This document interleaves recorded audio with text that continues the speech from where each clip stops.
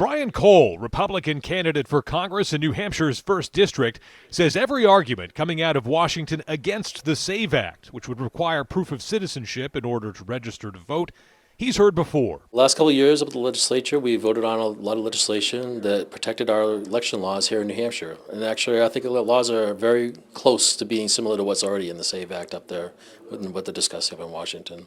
Cole held a roundtable on election integrity in Windham Friday. As part of the GOP majority legislature in 2024, he had a hand in passing proof of citizenship voting requirements here in the Granite State. He says Congress needs to follow New Hampshire's lead. We don't want illegal aliens voting in our elections. You should be a citizen to vote. It's very important. You have to have an ID in order to buy a pack of cigarettes, get a beer, get a plane ticket, anything like that. Our elections are as important as that, so you should have ID in order to do it. On the campaign trail, Cole focuses on issues of affordability and energy independence. He's a big proponent of next-generation nuclear power. But for the GOP base that decides primary elections in the 1st District, stopping voter fraud and upholding election integrity are fundamental issues.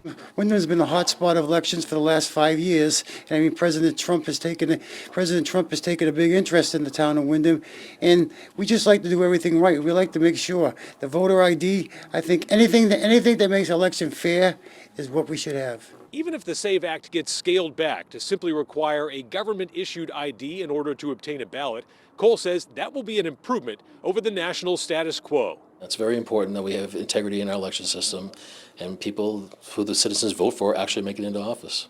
Adam Sexton, WMUR News 9.